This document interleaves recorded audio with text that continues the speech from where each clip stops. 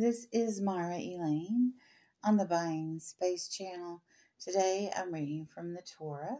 I'm in Exodus chapter 23, starting in verse 8. And thou shalt take no bribe, for the bribe blindeth the clear-sighted, and perverteth the words of the righteous. And a stranger shalt not be oppressed, for ye know well the spirit of the stranger, seeing ye yourselves were strangers in the land of Egypt. And 6 years shalt thou now sow the land, and thou shalt gather the fruit thereof. But the 7th year shalt thou let it rest and lie fallow, that the needy of thy people may eat, and what they have leave the beasts of the fields shall eat. In like manner shalt thou deal with thy vineyard and thy olive tree. 6 days shalt thou do thy work, and on the 7th day shalt thou rest, and thy ox and thy ass may repose, and the son of the handmaid and the stranger may be refreshed.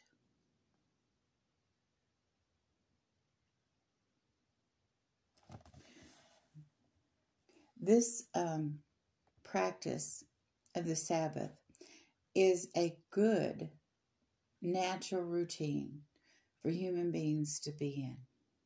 Because if you continually work 7 days a week, you get exhausted.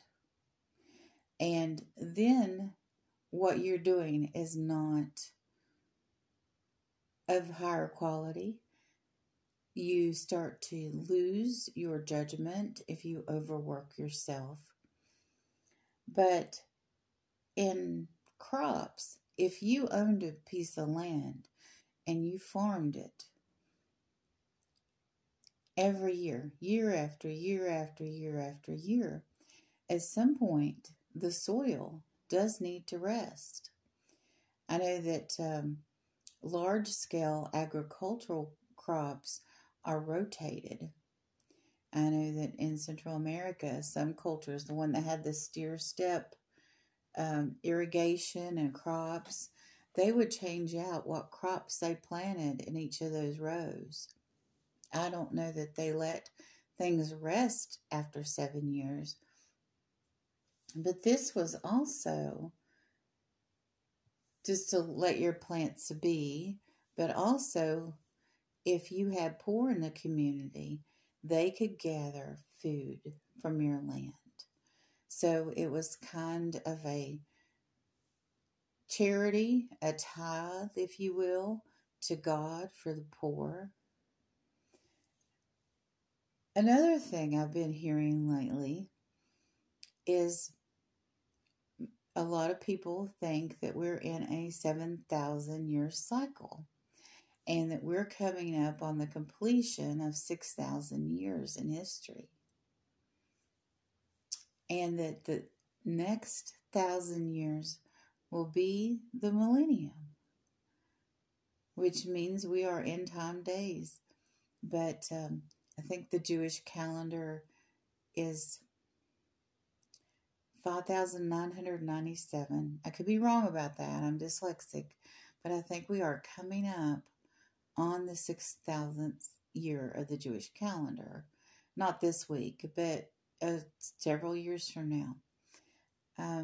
And I find that maybe we're at 57.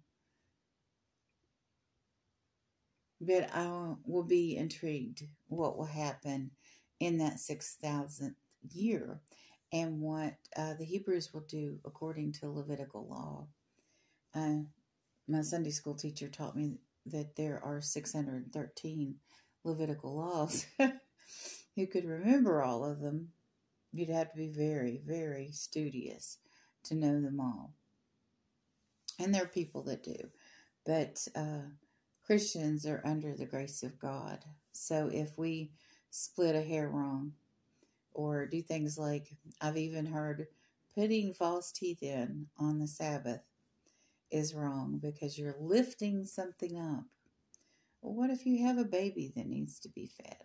You have to lift that baby up, right? You have to put it in a high chair or in your arms to feed it. So I found, the length at which these laws are expanded are impractical. And just like Jesus said, if you have an ox in a ditch on the Sabbath, you're going to get it out. So I guess how we approach every 7 years with the fields and how we would approach every 7,000th year, that millennium, would be different too. And I don't know if anybody's written the rules about what happens when we get to 6,000 on the Jewish calendar. So hopefully I'll get to see some of it or understand what is going to happen if it's something that's going to happen after my lifetime. But the Bible, the Torah, the Gospels, the history of the Jewish people are not boring, not even the laws. I find these laws fascinating. Of course, I studied criminology, and I compare this with modern law. Maybe I'll do that in one of these passages where I'll compare it to what current law is. Because I have quite a ways to go in this. They're setting up a society here. They escaped from Egypt, and now they're setting up their own society. This happened 3 months after they left Egypt. They received the 10 Commandments from Yahweh Vavhe, and now they're setting up all of the laws for their nation. How exciting. You all have a wonderful and blessed day.